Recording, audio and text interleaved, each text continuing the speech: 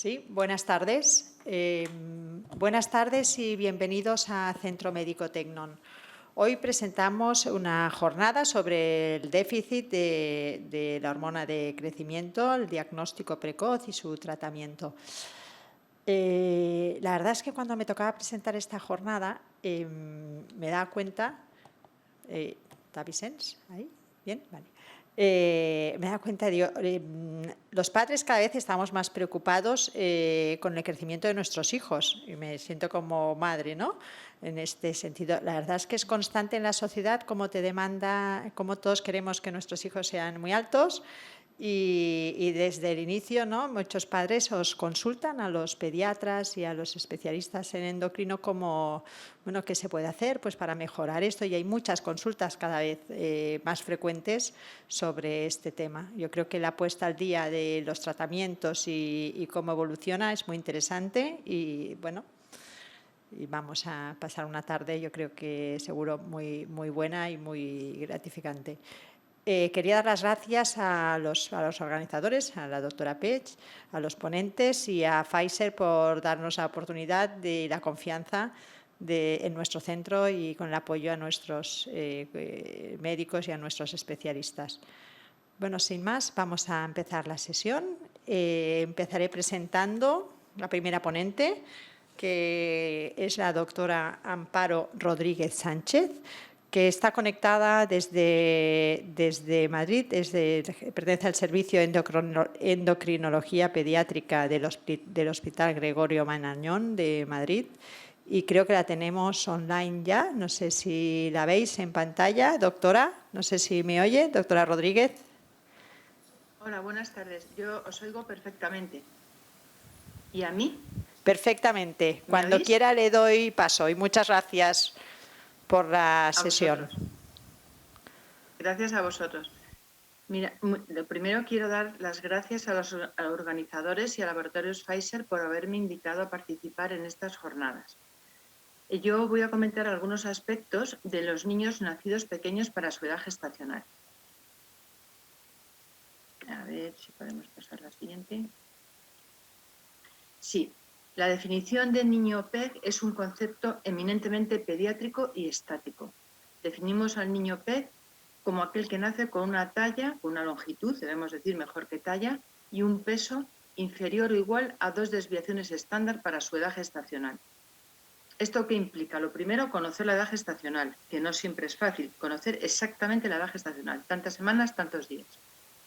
Tener una medida fiable de peso, longitud y perímetro craneal. Por ejemplo, en este caso, la enfermera tiene muy buena voluntad, pero con una cinta métrica flexible de tela es imposible tallar a un recién nacido. Y además, debemos usar unos estándares de referencia adecuados. ¿Cómo debemos tallar a un recién nacido? Lo sabéis mejor que yo, con un tallímetro rígido y por lo menos 2 personas tienen que colaborar para esta medida. En el peso, por ejemplo, este niño es igual, es prácticamente imposible con tantos dispositivos como tiene que podamos saber su peso exacto. Estándares adecuados, fijaros cómo puede variar el percentil 10. Antiguamente se utilizaba la definición de PEG como niño nacido por debajo del percentil 10 o la segunda o la menos 2 desviaciones estándar, simplemente dependiendo de los estándares que utilicemos. Actualmente yo creo que los que debemos utilizar es el estudio de Carrascosa, el estudio transversal español de crecimiento 2010, que diferenciando obviamente niños de niñas, aquí vemos la longitud para la edad gestacional, y también son los percentiles que deberíamos probablemente utilizar a lo largo de la vida de estos niños para ir viendo cómo va siendo su talla y su peso. Quiero diferenciar, que también sabéis vosotros, lo que es el concepto de crecimiento intrauterino restringido, que es, al revés de PEG, es un concepto dinámico y puramente obstétrico. Esto implica, para hacer este diagnóstico, que nosotros conocemos cómo ha sido todo el embarazo, mediante ecografías, cómo ha sido el crecimiento de ese feto, y vemos que cualquier noxa, médica, materna, fetal, placentaria, ambiental, puede estropear ese potencial de crecimiento y hacer que el niño tenga una longitud o un peso inferior al que llevaba en su carril inicial, que era su potencial de crecimiento.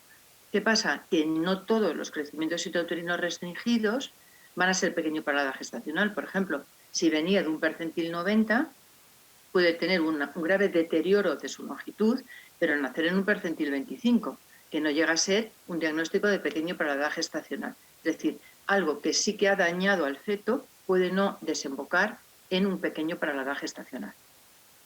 Así los podemos subclasificar a niños normales, niños cortos, pero con un peso adecuado, niños delgados, pero con una longitud adecuada, y niños delgados y cortos.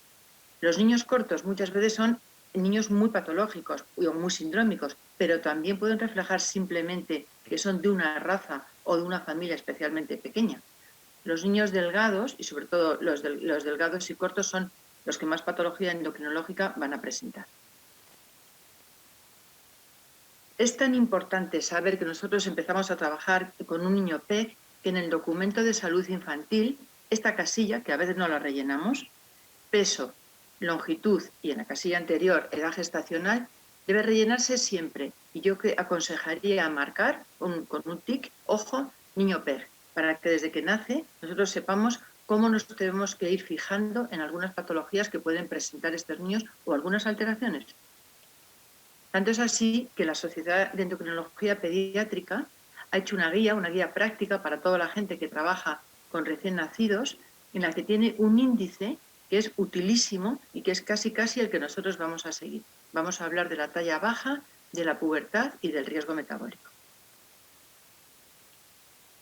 En los niños PEG, la mayoría de ellos, el 90%, aunque han nacido pequeños, experimentan un crecimiento recuperador en el 90% de los casos y hace que al final tengan una talla adulta prácticamente normal, un poquito menos, como media 0,7 desviaciones estándar con respecto a su talla genética, pero prácticamente una talla normal.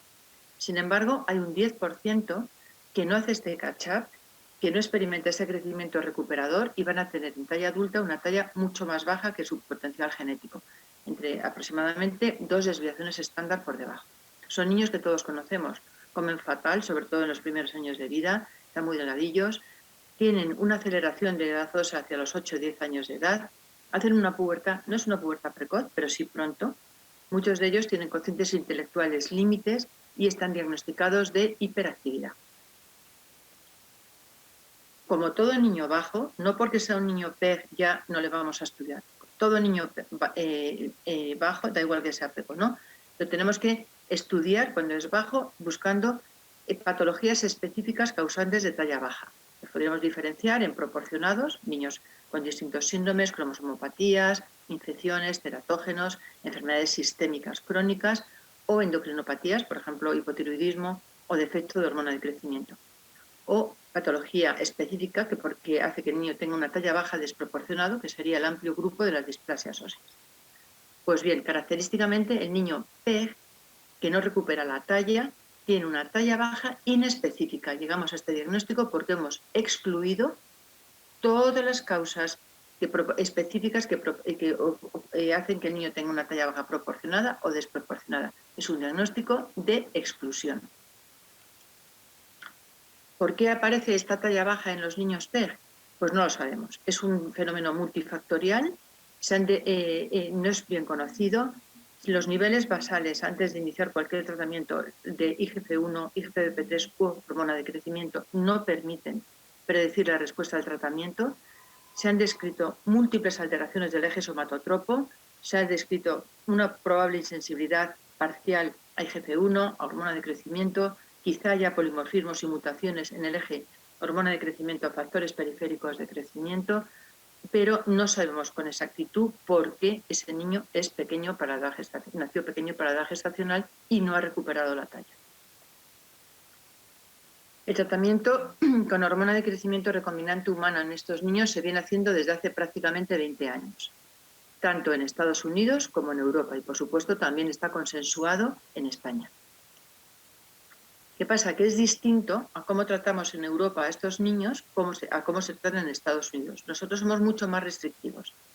Tanto en Estados Unidos como en Europa se exige que el niño tenga un peso y o una longitud al nacer baja, inferior a 2 desviaciones estándar, pero nosotros empezamos el tratamiento más tarde, a los 4 años, exigimos una talla muy baja, menos 2,5 desviaciones estándar, exigimos también una velocidad de crecimiento baja, inferior a 0 desviaciones estándar, además que sean especialmente bajos para su talla media parental, es decir, tienen que tener una talla, además de menos 2,5 desviaciones estándar, y por debajo, en cuanto a la población general, por lo menos una desviación estándar con respecto a su talla media parental. Y usamos dosis inferiores, 35-45 microgramos, en vez de los 40-60 que se utilizan en las zonas de influencia estadounidense. ¿Qué buscamos cuando utilizamos un tratamiento con hormona de crecimiento recombinante? Pues lo primero, que el niño rápidamente haga un catch-up y tenga una infancia con la talla similar a la de sus compañeros. Después, que esa talla normal se mantenga, que aparezca una pubertad en tiempo normal, con una intensidad y una duración adecuada. Y conseguir que en la edad adulta esta persona tenga una talla adulta normal y además tenga una composición corporal también normal. El tratamiento con hormona de crecimiento recombinante en estos niños es verdad que mejora la talla adulta. Hay estudios ya a talla adulta que ve que no solamente mejora la velocidad de crecimiento y recupera la talla en la infancia, sino que la mejoría de talla se mantiene en la edad adulta. ¿Cuánto? Pues entre 1 y 2 desviaciones estándar con respecto a la talla que iba a haber conseguido. Pero es un tratamiento muy largo, son años, y es costoso. No solo en dinero, que es obvio, sino también porque el niño va a requerir una serie de controles clínicos y analíticos que hay que realizar. Si no, es mejor no iniciar un tratamiento. ¿Cuándo debemos empezar? Pues a partir de los 4 años. A la dosis que hemos comentado, 0,035-0,045 miligramos kilo día, y hoy por hoy es diario. Diario quiere decir 365 días al año. Se hace de forma continuada durante muchos años y sabemos que es un tratamiento seguro. La experiencia con hormona de crecimiento en los niños PEG es de 20 años, pero de hormona de crecimiento en déficit de hormona de crecimiento ya llevamos prácticamente 30 años utilizando hormona de crecimiento. La hormona de crecimiento es una hormona segura, que es verdad que no siempre es eficaz. ¿Qué factores nos van a modificar la respuesta? Pues lo primero, la edad inicial. Cuanto más mayor, más viejo sea el niño, peor la respuesta al tratamiento. Cuanto más bajo sea el inicio del tratamiento, peor es también su respuesta. La talla parental, cuanto más bajos sean los padres, peor es la respuesta. La dosis de hormona de crecimiento, esto es importante, hay que usar la dosis adecuada, que es superior a la que se utiliza en el defecto clásico de hormona de crecimiento. Y si está asociado a un síndrome, probablemente si está asociado a un síndrome, la respuesta va a ser bastante peor. Existen distintos modelos de predicción de talla, IGRO y otros, que es importante porque nos dicen qué podemos esperar de este niño como respuesta en el primer año de tratamiento. Mira, esta diapositiva me interesa comentarla con vosotros. Una vez que hemos decidido, este es un niño PEG con talla baja, hemos excluido las distintas causas de talla baja, proporcionada y no proporcionada, y decimos, vale, empezamos el tratamiento con nuestras dosis adecuadas para los kilos del niño. Entonces, nosotros lo que tenemos que ver es la respuesta en el primer año de tratamiento. Si en el primer año de tratamiento el niño pequeño para la edad gestacional tiene que recuperar su talla. Por lo menos tiene que mejorar la talla en una desviación estándar y tiene que mejorar la velocidad de crecimiento al menos en media desviación estándar. Si esto no ocurre y después de nos hemos asegurado la adherencia al tratamiento con hormona de crecimiento, tenemos que ver qué es lo que está ocurriendo. Ese paciente no está respondiendo adecuadamente al tratamiento con hormona de crecimiento. ¿Y esto por qué ocurre? Mirad, este es un esquema clásico en el que vemos las distintas alteraciones del crecimiento. Vemos que podemos encontrar un defecto grave de hormona de crecimiento. En él no hay ninguna secreción de hormona de crecimiento y la sensibilidad al tratamiento es máxima. Podemos encontrar también un defecto en factores periféricos de crecimiento. Aquí la secreción de hormona de crecimiento es máxima y la insensibilidad al tratamiento también lo es. ¿Qué es lo que ocurre? Que el niño pequeño para la edad gestacional se encuentra en una situación intermedia entre la insensibilidad y la sensibilidad al tratamiento con hormona de crecimiento. Lo que cabe esperar es que haya una mejoría en su talla entre media y una desviación estándar. ¿Qué pasa si no responde? Pues lo que tenemos que hacer es replantearnos nuestro diagnóstico. Puede ocurrir que existan enfermedades sistémicas con síntomas inespecíficos que nos hayan pasado desapercibidas.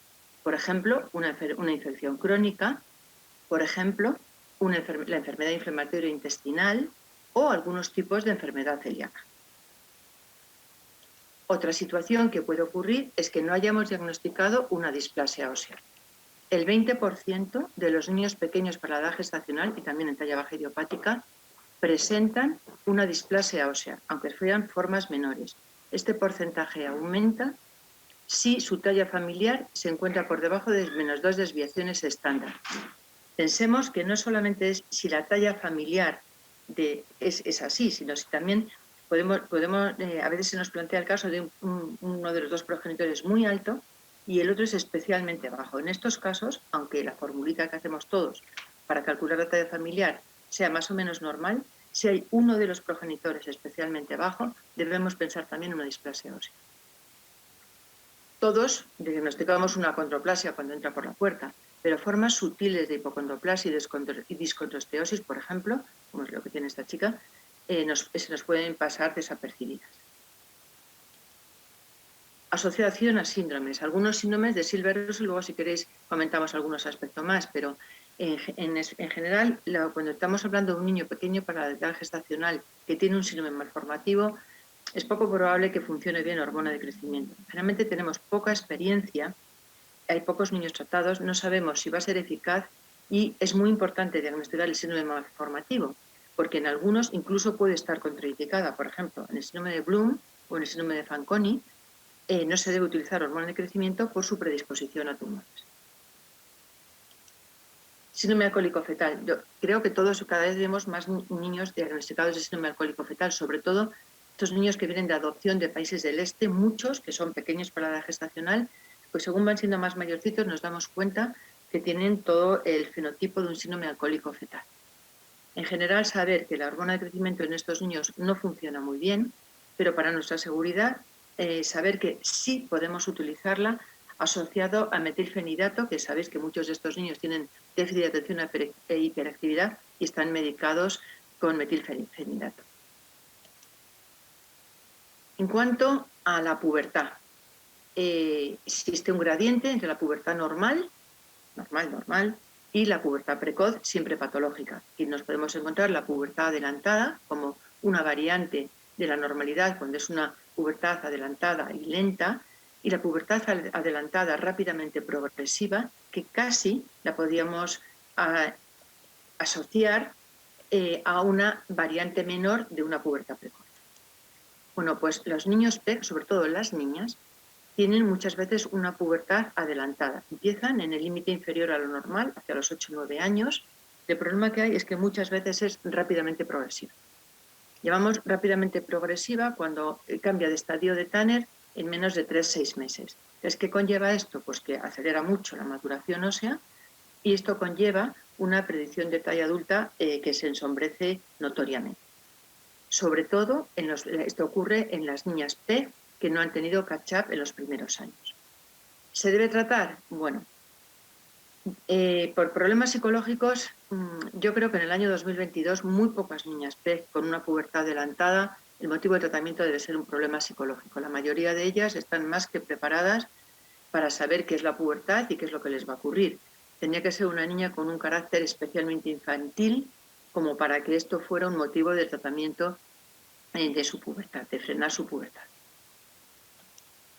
Fijaros, quiero comentar con vosotros la gráfica. Esta es una niña PEG que no ha recuperado, va muy por debajo del percentil 3. Pero, sin embargo, si nosotros la primera vez que lo vemos, que esta niña ha hecho una pubertad adelantada, rápidamente progresiva, un estirón muy rápido, que rápidamente frena y se va a conducir a una talla adulta muy mala, ¿no? Entonces, si nosotros vemos a esta niña aquí, esta niña tiene una talla normal. Si no tenemos histórico de sus tallas, no sabemos qué es lo que está ocurriendo y debemos ser sagaces a la hora de ver que esta niña, aunque tenga la talla aquí, fue pequeña para la edad gestacional y probablemente tiene un estadio de Tanner por lo menos 3. Habría que ver qué maduración ósea tiene porque probablemente la tiene muy adelantada y va a estropear nuestra talla. No nos debemos poner contentos cuando veamos una niña PEC que de repente, ¡ay qué bien! Mejora, cuidado, fijémonos en su estadio puberal y la rapidez de progresión de sus caracteres sexuales. ¿Lo debemos tratar? El tratamiento obviamente es con análogos de GnRH.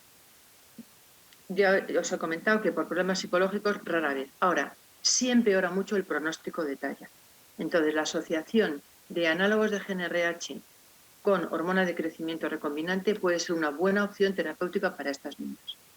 Saber que es un tratamiento agresivo, pero que puede estar indicado. Por ejemplo, en este trabajo de colega, lo indican en niñas que empiezan sus signos puberales con 140 centímetros. Deberíamos extrapolar, esto es un trabajo de la población holandesa, que sabéis que ahora mismo Holanda es quien da más talla en mujer.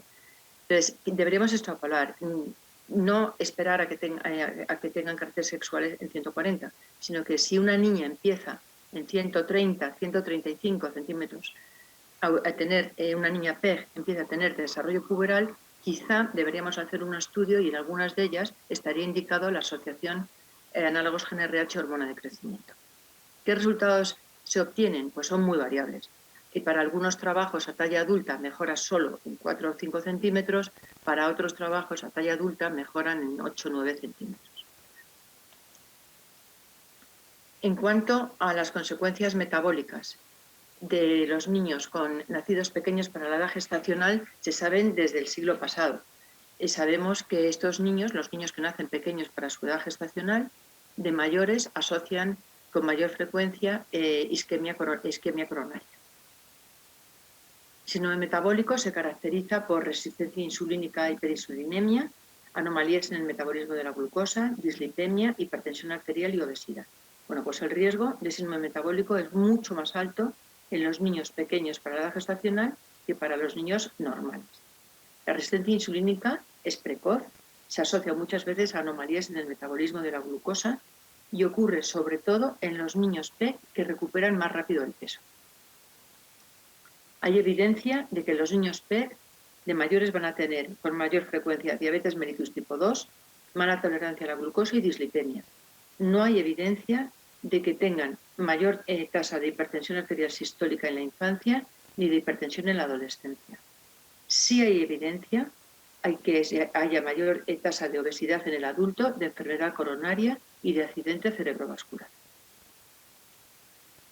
Nos acordamos que la adrenarquia es la maduración fisiológica de la zona reticular adrenal, que ocurre hacia los 8 años, antes de los 8 años en las niñas, antes de los 9 en los niños, y se caracteriza por el aumento de olor apocrino tipo adulto, por la presencia de acné, seborrea, pubarquia y axilarquia, sin signos de desarrollo puberal, es decir, sin aumento de volumen testicular en el niño ni telarquia en la niña.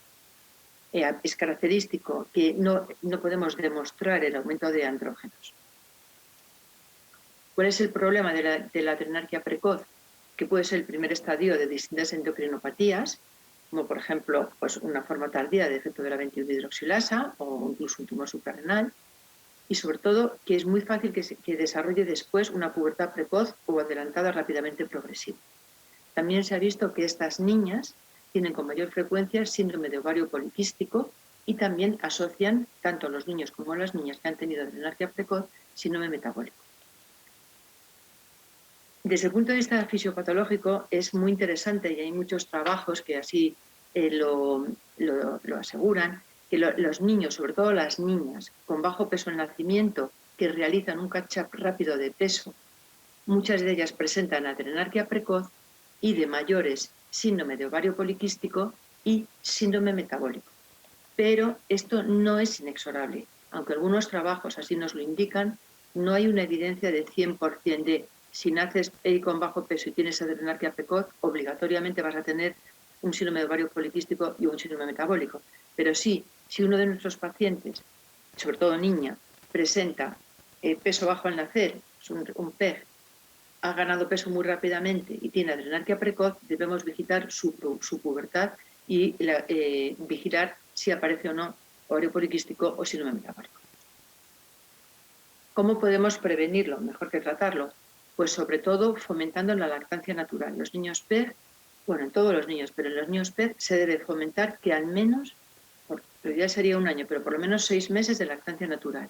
Y aunque la madre quiera que el niño engorde, debemos evitar el catch-up de peso inicial. Yo entiendo que una madre que nace un niño tan chiquitín, cuanto antes gane peso, mejor. No, que gane peso muy despacito, con una alimentación que sea no muy rica en grasas y desde luego con alimentos que no tengan un índice glucémico muy elevado.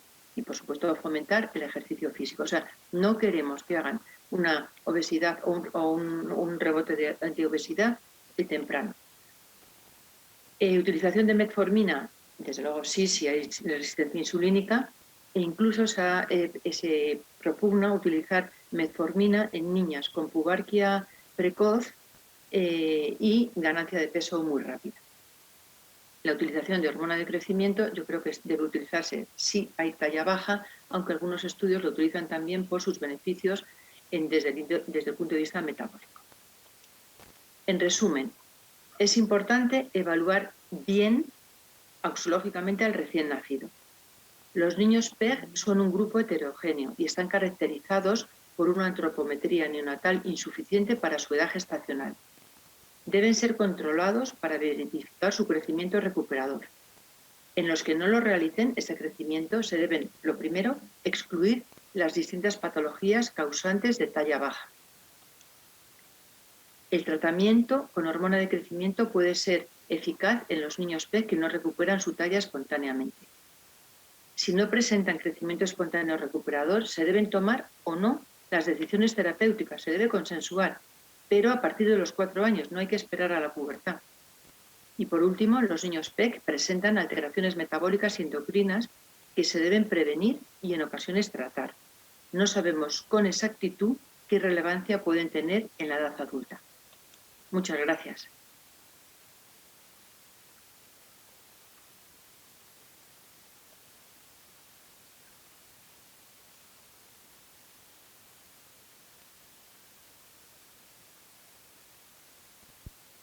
Muchas gracias, doctora. Realmente quedan pocas dudas, aunque ha llegado alguna pregunta al chat. A ver, pues, un segundo. Si me las transmitís. Sí, ahora mismo. Te preguntan, ¿cómo podemos diagnosticar a una niña PEG sin catch-up con pubertad avanzada? Si con una edad ósea sería suficiente. Bueno, yo creo que lo primero son los síntomas clínicos. O sea, si una niña empieza a tener telarquia o pubarquia, pensando en una adrenarquia prematura, ya eso es el primer síntoma clínico. O sea, lo primero es eso. Si un niño, una niña que no ha hecho catch-up empieza a hacer un estirón puberal y empieza a hacer estirón, mejorar exageradamente su velocidad de crecimiento y se acompaña de signos puberales, eso es lo más importante. Además, podemos realizar una edad ósea, una radiografía de la mano no dominante, y si encima la maduración no está acelerada, pues debemos estar más que en alerta y desde luego remitir a ese niño a un endocrino pediátrico. Muchas gracias. Otra pregunta. En el seguimiento de la edad ósea en primaria, ¿a partir de qué retraso se considera patológico y cada cuánto tiempo se tendrían que solicitar controles para ver la evolución? Bueno, la edad ósea, por el método tradicional, que es el que usamos todos, que es la radiografía de la mano no dominante, debemos hacerlo siempre en un niño que por lo menos tenga 2 o 3 años. Antes no tiene ningún valor. Antes nos tendríamos que ir a ver aparición de núcleos de osificación en la rodilla o en el tobillo, que es muy poco exacto, muy poco fiable y la verdad es que no merece la pena. Entonces, debemos seguir la frecuencia de edad ósea, de radiografía no se debe hacer por lo menos en intervalos por lo menos de 1 año. Antes no, a no ser que haya una patología muy concreta. Y después, que esté retrasada la edad ósea, excepto que esté muy retrasada, por encima de los 2-3 años, generalmente es una ventaja.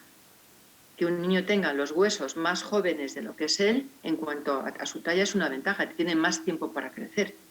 O sea, que es algo que a priori no debería preocuparnos mucho. A mí me preocuparía más, y más en la patología que estamos comentando, en un niño pequeño para edad gestacional, que tenga adelanto de edad ósea, porque ahí está ensombreciendo su predicción de talla mucho. Muchas gracias. Otra pregunta es, has comentado utilizar las gráficas de Carrascosa para el control de la velocidad de crecimiento, pero entre los niños entre 0 y 3 años, ¿qué gráficas utilizarías? Yo creo que los mismos. Si son niños españoles, yo creo que los mismos. Las mismas gráficas. El estudio Carrascosa del 2010, que luego tiene una ampliación posterior, pero no merece la pena. Si tenemos las gráficas del 2010 estandarizadas en nuestra consulta, yo creo que no merece la pena cambiarlas por el estudio posterior, porque la diferencia es mínima. Sí es importante utilizar este estudio y no estudios muy antiguos, de los años 80, porque ahí sí hay diferencia, incluso de casi media desviación estándar, ¿eh? O sea, sí hay diferencia. Ahora, si se trata de un niño no español, probablemente las tablas que debamos usar son las de la Organización Mundial de la Salud, porque generalmente no tenemos referencias de las tablas de su país de origen, niños adoptados o niños emigrantes. De acuerdo, gracias. Entonces, unas situaciones clínicas. Un niño PEG que a los 2 años no ha completado el catch-up, pero mantiene una buena velocidad de crecimiento. ¿Lo podemos controlar y os lo enviamos a los endocrinos desde primaria a los 4 años? ¿O debemos enviarlo ya antes de los 4 años si no ha realizado el catch-up a los 2 años? Yo creo que depende. O sea, desde luego, a partir de los 4 años lo debe ver el endocrino pediatra. El pediatra lo debe vigilar estrechamente qué forma de crecer tiene. Entonces, si es simplemente va creciendo en su carril y está excluyendo causas de talla baja, por ejemplo, sabe que no tiene ningún síndrome, sabe que no tiene, pues por ejemplo, no tiene una enfermedad crónica, todo eso se puede ir haciendo desde primaria. Descartar que tenga una enfermedad celíaca, por ejemplo, descartar incluso que tenga un hipotiroidismo, descartar que tenga una displasia ósea. Entonces, si a los 4 años no ha alcanzado el catch-up, desde luego se tiene que enviar al pediatra endocrinólogo. Si a partir de los 2 años, yo creo que ahí depende de cada niño. Desde luego, si tiene una mala velocidad de crecimiento, es decir, no va paralelo, sino que va estropeando su velocidad de crecimiento, también se debe referir al pediatra endocrinólogo, porque es característico el PEG que no hace catch-up, tampoco aplana la velocidad de crecimiento, sino sigue su carril muy bajo y va chin, chin, chin, como la gráfica que os he mostrado. Nunca llega al percentil 3, pero tampoco se separa. Es una gráfica muy típica de pequeño paladar gestacional. Mientras que las otras patologías, por ejemplo, hipotiroidismo, defecto hormonal de crecimiento, nacen con una talla más normal y enlentece la velocidad de crecimiento. Gracias. Y otra pregunta, en las niñas con patrón PEG, ¿no?, que nos encontramos con la pubarquia o pubertad avanzada, ¿cómo las debemos derivar? ¿Solo con edad ósea? ¿Necesitamos hacerles una analítica con andrógenos plasmáticos? ¿Qué preferís vosotros? Yo, si tuviera que elegir, yo querría muchas tallas anteriores para poder reconstruir su patrón de crecimiento, que eso ayuda muchísimo, fiables, no solamente desde el periodo neonatal, sino al año, por ejemplo, un peso y una talla buenos cada 6-12 meses. Eso es magnífico. Y una edad ósea actualizada. Hacer una analítica está bien, lo que pasa es que yo no sé si se tiene acceso a toda la analítica que se va a pedir, por ejemplo, a los distintos andrógenos o a factores periféricos de crecimiento, IGF-1 y IGF-3, o por ejemplo a niveles de insulina. No estoy totalmente segura si esos análisis se pueden pedir todos. Entonces, son niños pequeños, se puede evitar un pinchazo, ¿no? Para no hacer una parte en primaria y otra parte ya en endocrino pediátrico. Lo digo por evitar un pinchazo. Pero bueno. Muchas gracias, Mónica. No sé si tienes alguna pregunta. No, felicidad a Amparo de esta presentación tan esclarecedora y nada, yo también estoy de acuerdo que es mucho mejor un buen seguimiento de tallas, un buen librito de salud bien rellenado que una analítica, porque a veces se piden cosas en las analíticas que después nos llevan a errores y hay que volver a pinchar al niño, con lo cual mucho mejor sin analítica quizás. Muchas gracias. Pues a continuación la doctora Mónica Pech hablará sobre el déficit de la hormona de crecimiento. Bueno, yo soy Mónica Pech, yo estudié en el clínico, después estuve en San Juan de Dios y después hice el máster de endocrino pediátrica en el Valle y estoy aquí en Tecnon visitando desde hace 25 años. Cuando hacía la presentación, digo, madre mía, pues 25 años, empecé en un despacho muy pequeñito de mi suegro y estamos ahora en un servicio grande con 1000 visitas al mes de endocrinopediátrica, junto con dos médicos más, con el doctor Larry Arciniegas y con Paula Casano, con lo cual pues hemos crecido mucho y estamos creciendo gracias a todos los pacientes que vosotros nos enviáis, con lo cual pues aprovecho todos los que estáis conectados pues para daros las gracias, para llenaros las consultas. Hablaba con Cristina Bonjoc y me decía que ellos también están súper llenos de consultas, o sea que, bueno, muchas gracias. Yo os podría aquí presentar alguna publicación científica que he hecho, pero la verdad es que he hecho muy pocas. En la privada es complicado. Yo supongo que ahora que estamos en un grupo grande, pues igual podemos conseguir hacer más cosas. Pero lo que yo he hecho en realidad, aparte de visitar, es escribir cuentos para patologías endocrinológicas, para explicar estos cuentos a niños, a explicar estos cuentos a nuestros pacientes. Este es el primero que escribí sobre obesidad infantil. Este es otro que igual algunos de vosotros habéis utilizado, que habla sobre la diabetes, en un debut de una niña. Y el cuento de Kim, es el que utilizaré para la presentación porque es un cuento sobre crecimiento. Estos 3 fueron cuentos patrocinados o publicados por empresas farmacéuticas.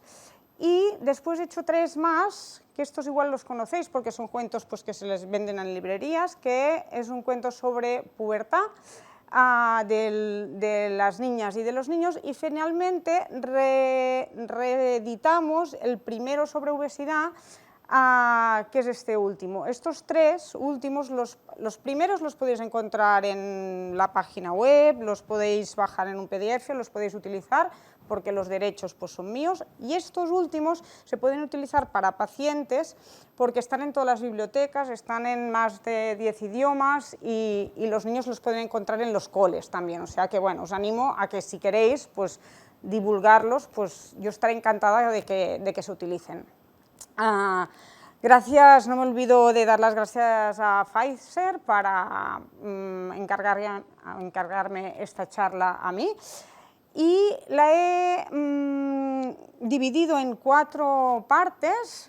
Os hablaré de la consulta por talla baja, cómo es esta consulta, cómo hacemos el diagnóstico de déficit de hormona de crecimiento, las pruebas complementarias que pedimos y un poco 4 pinceladas del tratamiento. La consulta por talla baja es una consulta frecuente. La doctora Isar nos decía en la presentación pues, que cada vez teníamos más consultas por talla baja. Bueno, yo creo que están estables. Tenemos más o menos de todas nuestras consultas, el 15% son consultas por talla baja.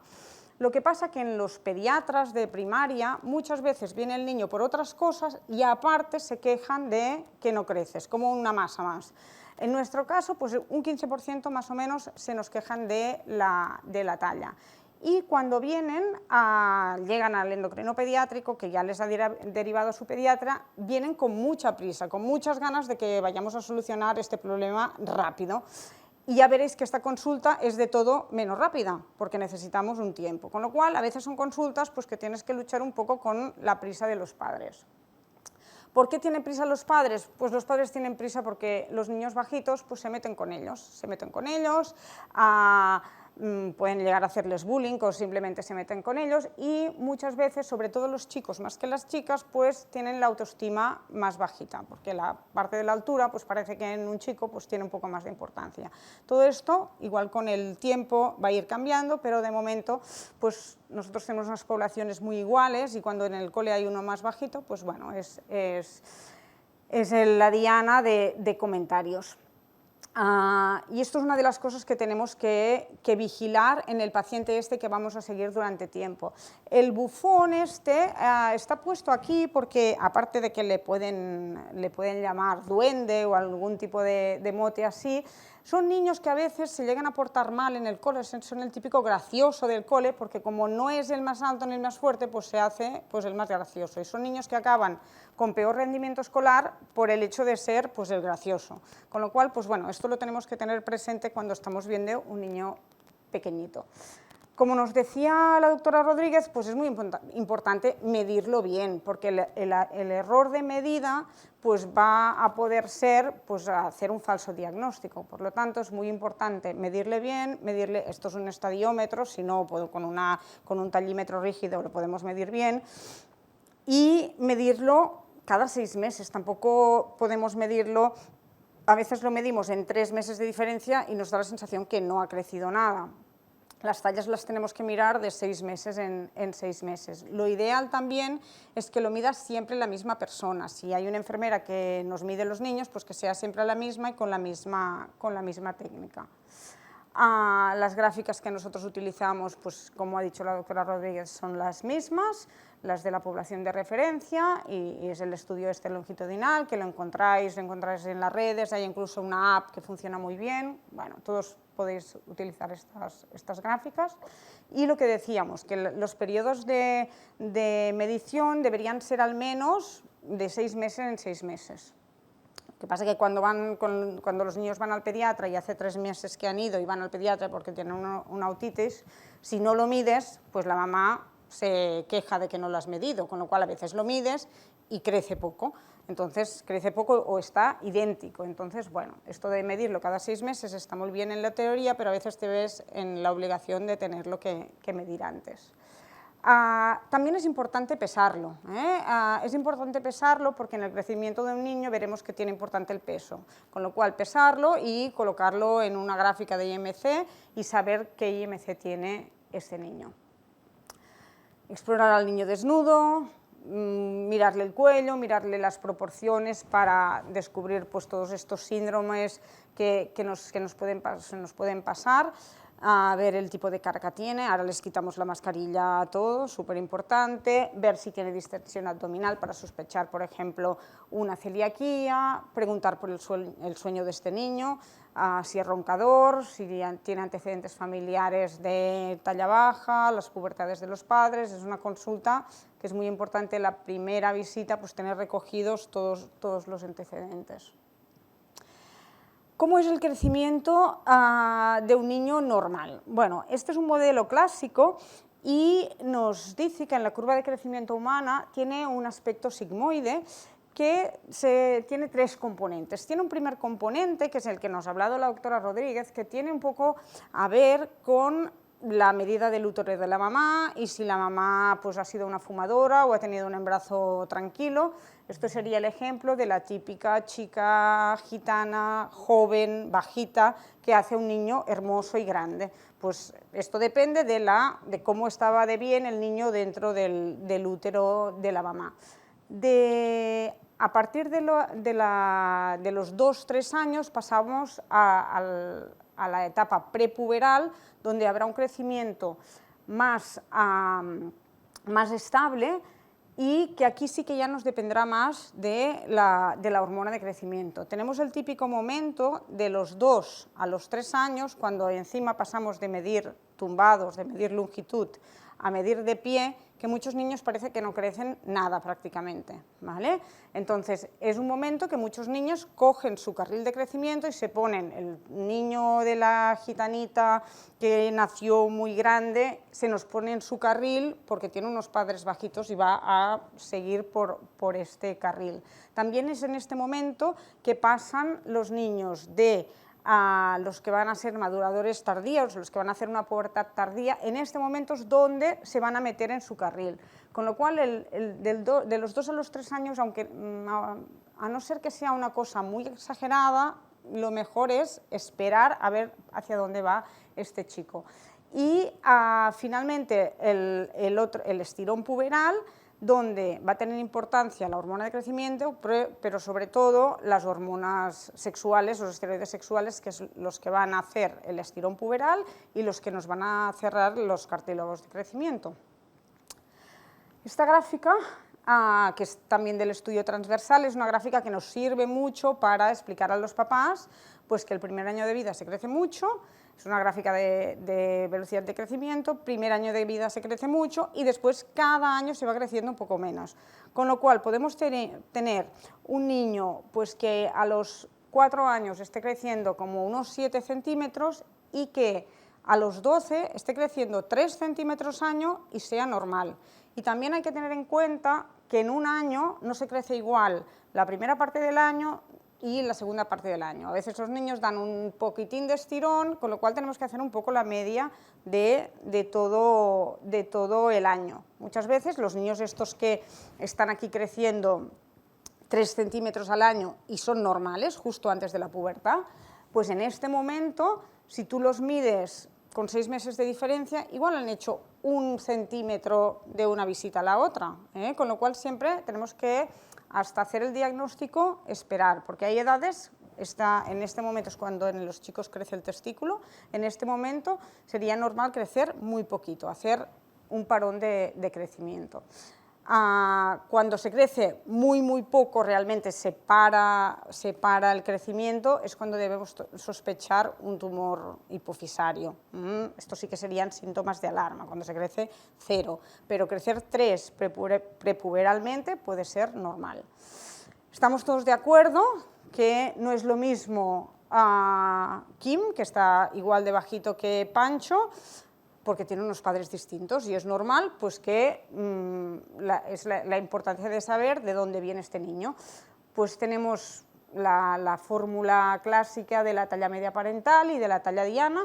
La talla media parental es importante tener el número medio, pero también hacer todo el recorrido, o sea, todos los hijos de una familia no van a ser iguales, con lo cual tenemos todo un recorrido de 10 centímetros para arriba y para abajo, 5 para arriba y 5 para abajo de la talla media parental, que serán absolutamente normales, aunque no les guste a veces. Y después también comentar lo que decía la doctora Rodríguez, de que a veces tenemos un papá muy alto y una mamá muy baja, o al contrario, y no necesariamente tenemos que hacer la media. En estos casos así tan distintos, a veces tenemos que mirar un poco más si hay alguna patología de base.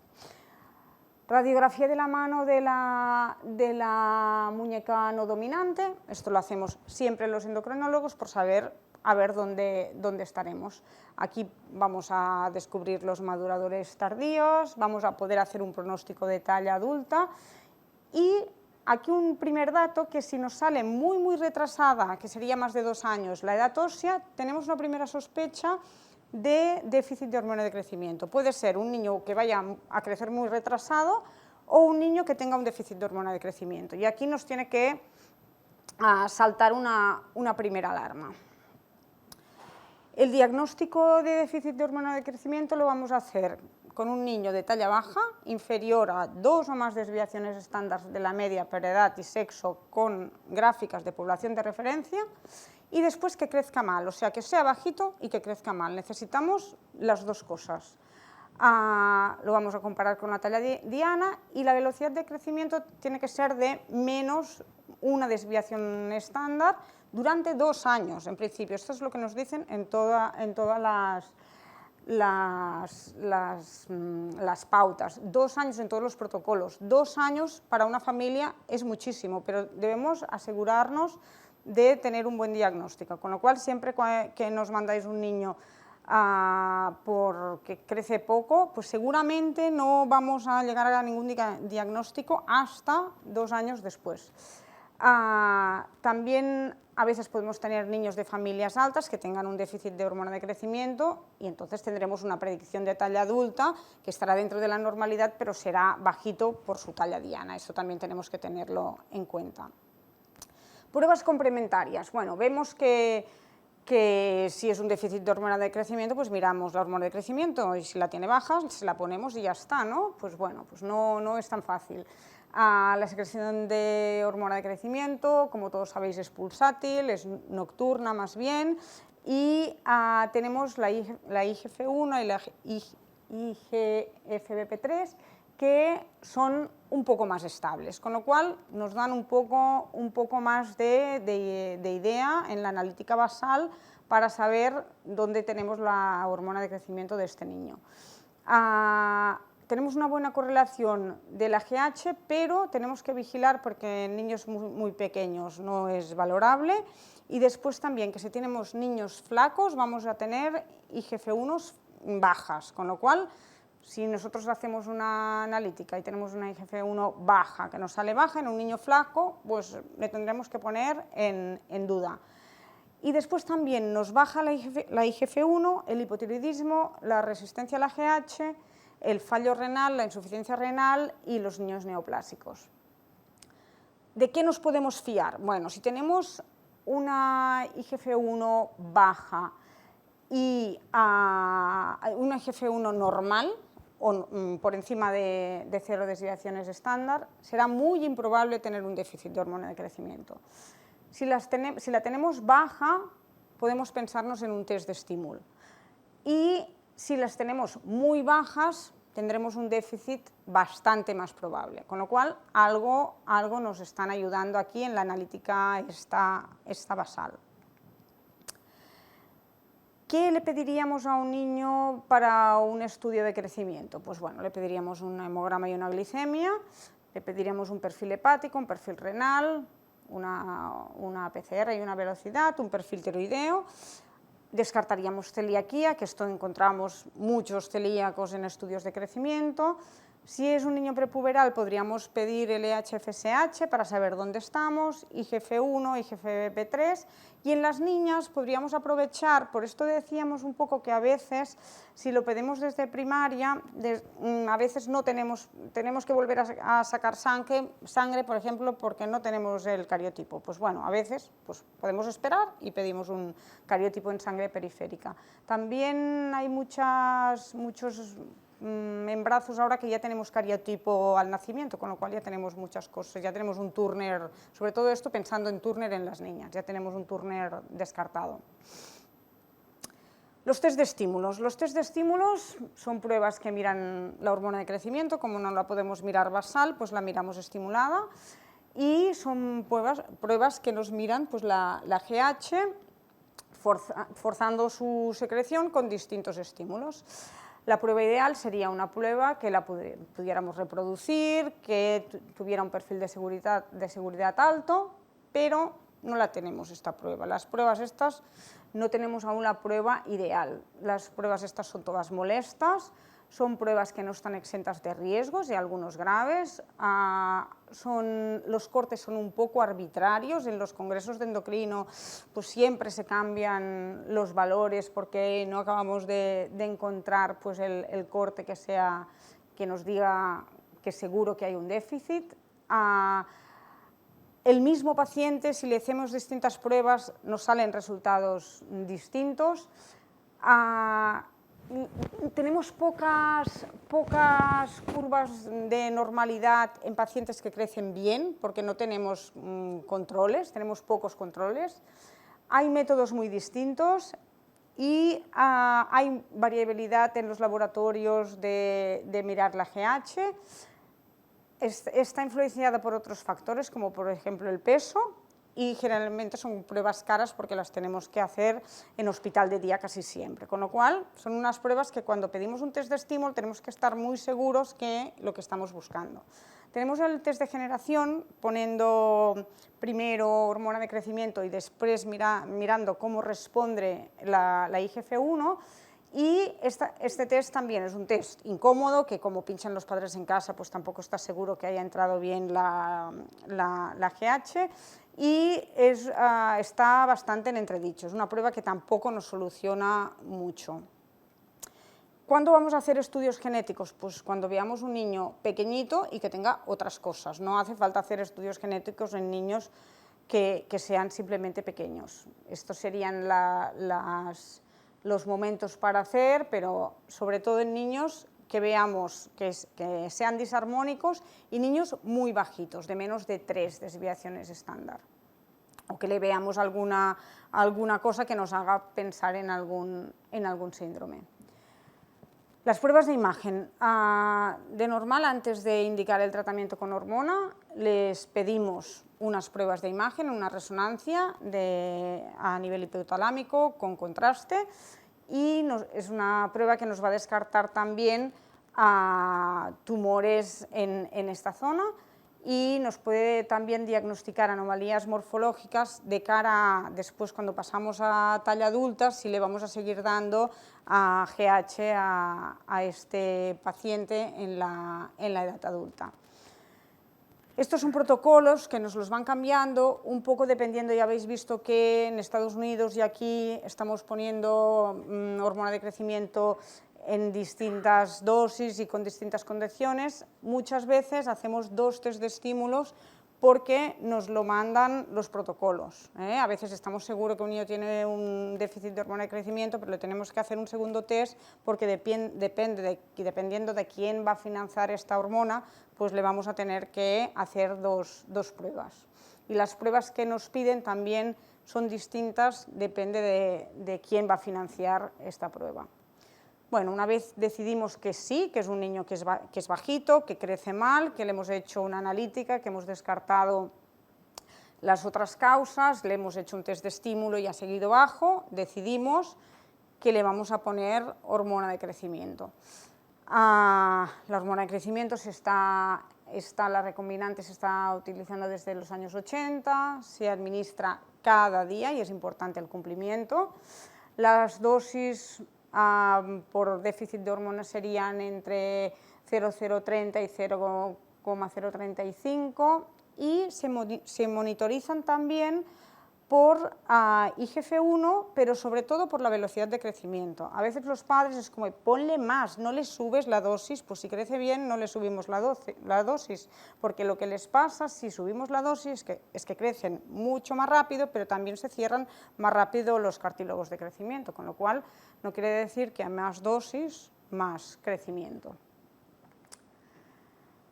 Esto es uno de los dispositivos que viene ya precargado y a las familias les gusta mucho porque se lo llevan.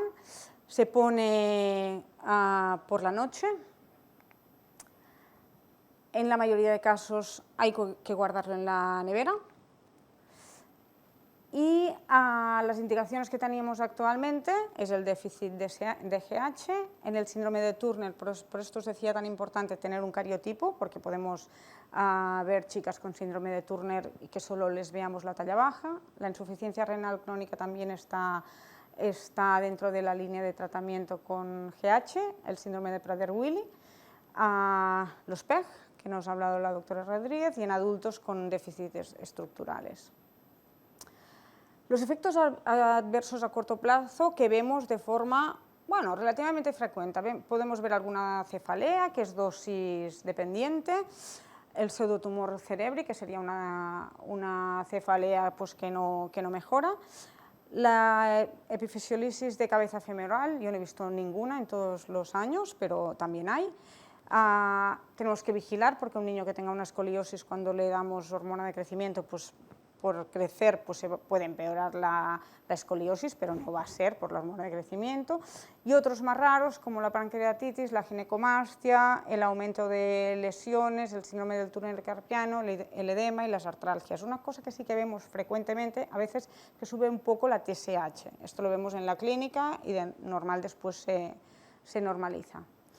Hay múltiples estudios desde que se está utilizando la hormona de crecimiento, que si produce cáncer, que si produce diabetes, todo esto no hay nada concluyente, con lo cual de entrada es una hormona segura.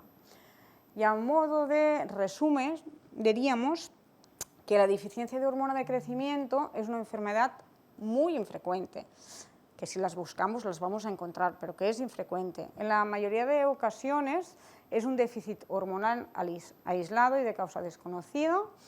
Los déficits hormonales múltiples, antecedentes familiares de déficit, los papás que te dicen que ellos lo trataron, la existencia de malformaciones congénitas se relacionan más con alteraciones genéticas, con lo cual en estos tenemos que buscar un poco más. El diagnóstico se basa sobre todo en criterios auxológicos, bioquímicos y hormonales finalmente, y el tratamiento indicado es hormona de crecimiento recombinante, que ha demostrado su eficacia y seguridad, aunque requiere monitorización de las dosis y de los efectos indeseables que podamos encontrar. Y esto es todo lo que había preparado. Si tenéis alguna pregunta. Muchas gracias, Mónica. quedan pocas dudas, de verdad. ¿Vale? Un poco lo que veo desde primaria, ¿no? Es un equilibrio un poco difícil, ¿no? Entre remitir demasiado temprano a un niño que nos preocupe o excedernos con exploraciones complementarias, ¿no? No sabes a veces cuál es la solución ideal, aunque nos has ayudado mucho. Muchas gracias. Entonces, por lo que veo, ¿no? Dirías que los factores de crecimiento son los más importantes para un poco hacer el cribado desde primaria, aparte del control de talla, una diatosia retrasada. Si hiciésemos una analítica, ¿pedirías los 2 factores de crecimiento? Sí, yo al menos IGF-1 pediría. Si le pinchamos, hacemos un IGF-1 y podemos hacer un cariotipo de sangre periférica si lo tenemos a mano. Si no lo tenemos a mano, pues no. Lo que nunca haría es un test de estímulo, porque debemos estar muy seguros y a veces nos encontramos un test de estímulo patológico y si el niño crece bien no podemos hacer nada con este test de estímulo. Con lo cual, y los papás, claro, como le han hecho un test de estímulo, pues piensan que este niño necesita hormona. Vale. ¿Y podrías decir en qué porcentaje de veces las pruebas funcionales que has explicado pues dan una respuesta normal y realmente hay un déficit? Bueno, esto es una pregunta muy complicada. Y un día fuimos a una charla con el doctor Carrascosa, me acuerdo, bueno, que nos vino a decir pues, que las pruebas eran poco nada, con lo cual, bueno, no te puedo decir un tanto por ciento, pero las pruebas, bueno, al final tienen que ser el final de todo el proceso. E incluso a veces llegamos a repetir pruebas que nos salen bien porque el niño crece mal y al final nos sale una mal y nos da un poco la excusa de tratar a este niño. Un poco si el fármaco fuera gratuito y pudiéramos hacer lo que quisiéramos, en el niño que crece mal, lo que más nos gustaría es darle 6 meses de hormona de crecimiento y ver cómo responde. Esto es lo que nos gustaría, porque tenemos muchos niños a veces con pruebas normales que no sabes qué hacerle. Vale. Y desde primaria, ¿cuál sería el mejor método para un pediatra de primaria para valorar una edad ósea? Bueno, el Atlas. El Atlas, si no tienes Atlas, hay aplicaciones, incluso hay imágenes en PDF fáciles de mirarlos en el móvil, el Atlas de Graulich-Pick, y que lo tienes en cualquier consulta. Vale. A modo práctico, tenemos un niño de 5 años, una talla por debajo del percentil 3 y de su talla diana. La prueba funcional confirma el déficit de hormona de crecimiento, pero mantiene una buena velocidad de crecimiento y se decide no tratar. ¿Cómo lo explicamos? ¿No? ¿Es un motivo fisiológico, un motivo económico? O...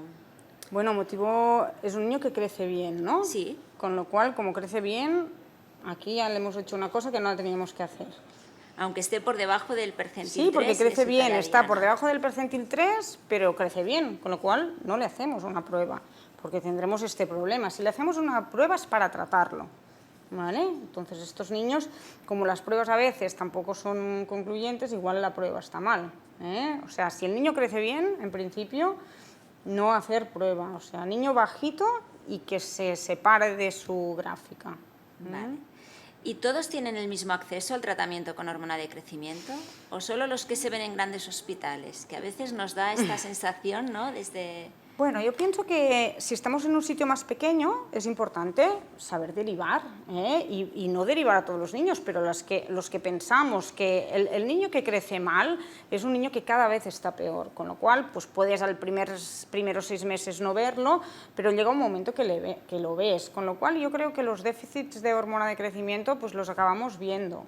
Lo ideal, como más pronto los veamos, más pronto empezaremos el tratamiento y mejor va a ser su talla final, con lo cual es importante pues no dormirse mucho, pero son niños que van dando la cara cada vez más porque se van alejando de su curva, con lo cual los déficits importantes los vamos a ver.